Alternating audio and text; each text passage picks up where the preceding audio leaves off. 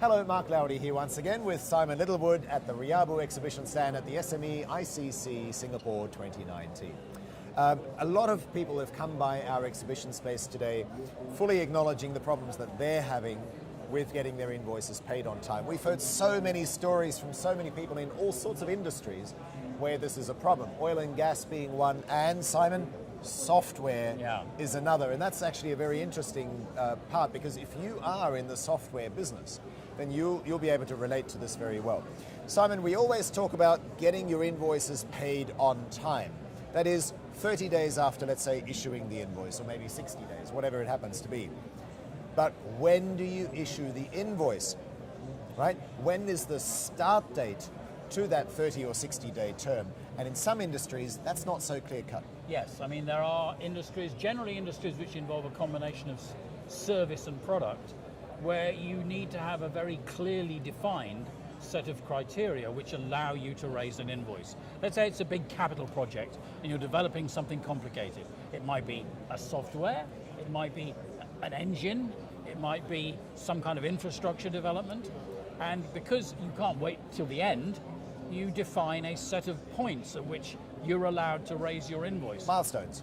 If those aren't clear, and if they're not clearly met, then you're in trouble, because you can't even start the clock ticking because your customer will say, well, I'm not too sure about that. So typically, you need to draft an absolutely watertight contract that says, we will have done these things. You will have accepted these things. We will be allowed to invoice this percentage of our fees and expenses. And that needs to be absolutely clear, it needs to be talked through, it needs to be signed. Because if you don't get that right, and I've seen many, many situations where for whatever reason, that wasn't clearly defined, or it was defined but invoices were raised late anyway, because the people that were doing the engineering and the finance department weren't talking to each other. If you can't even get an invoice agreed and sent, the clock doesn't even start. Yes.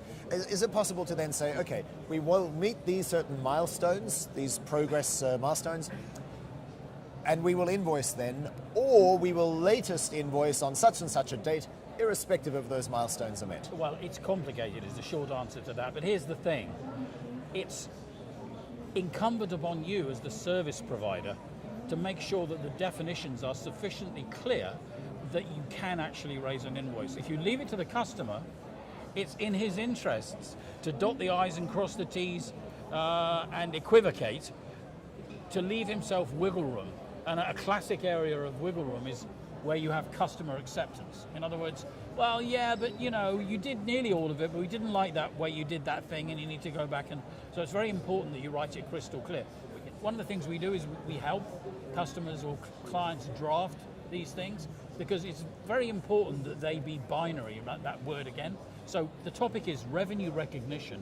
When you recognize revenue, because remember, when you create an invoice, you're not just triggering a process which results in you getting paid, you're also doing a thing that's important from a compliance and accounting perspective, which is you're recognizing revenue. Yes. When do you do it?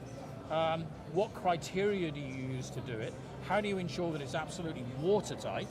And how do you make sure that everyone understands that it has to be done? Yes.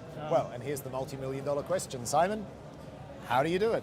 Well, the answer is you don't.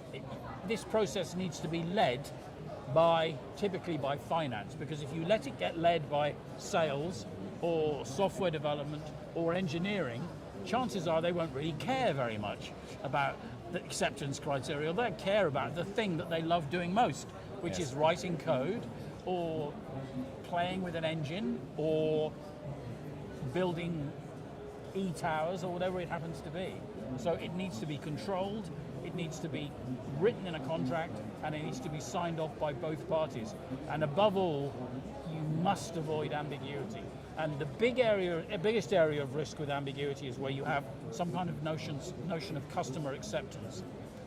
The notion of acceptance criteria is not unusual in a complex contract, but if you do it wrong and you allow too much wiggle room, then a customer, particularly if a large sum of money is involved, and if it's a capital project, you might be talking about hundreds of thousands or even millions of dollars, it's in their interests to equivocate. Yes. So clearly, when it comes to having your internal engineers or salespeople involved, you can understand the complexity. But Simon, one of our visitors here at the RIABU booth was talking about a third party.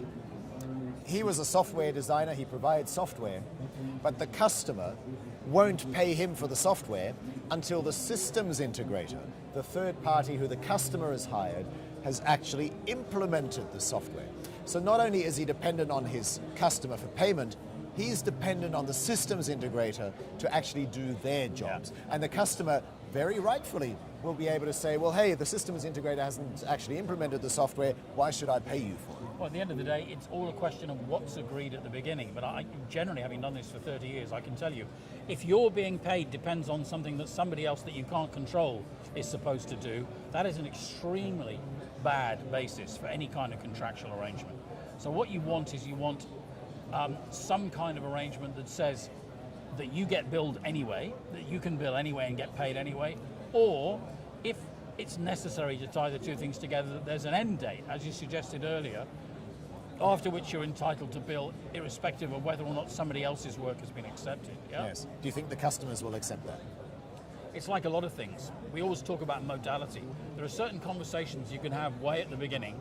If you understand this and you get it out in the open and you get it firmly agreed, it's a conversation you can have at the beginning during the honeymoon period. If you try and have the conversation when the customer already owes you a ton of money, when all the engineers are frustrated because they've been working morning, noon and night for months, that's going to be a very, very hard conversation to have. Yes. Or maybe should this particular gentleman who dropped by our exhibition stand work directly with the systems integrator and say, I get paid by the systems integrator irrespective of whether they're done with the integration? Well, whether it's one or the other, he should have done it. He's now in a situation where de facto he does not have contractual clarity and he's stuck because the customer is disgruntled. Implication of that, not only can he not recognize his own revenue and get paid, customer isn't happy. Yes. So he's very unlikely to get future work. Yes. Yeah. One final point that this particular visitor raised was the issue of the complexity of the contracts. It was very interesting that he said, we don't have these standard service obligations, these SSO agreements, because we're a small company. And we've heard that actually from quite a number of companies in a whole variety of industries, that they say we're too small to bring this level of complexity to, put the hard word on the client in terms of when we get paid. What's your reaction? There are two reasons why that's wrong. First of all, it's part of any professional environment to have a proper contractual set. But secondly, one of the things you can do if you're a big service provider and you get into difficulties where the customer can try and wiggle out is if you have a strong relationship and lots of financial power, you can kind of elbow your way in to getting paid anyway.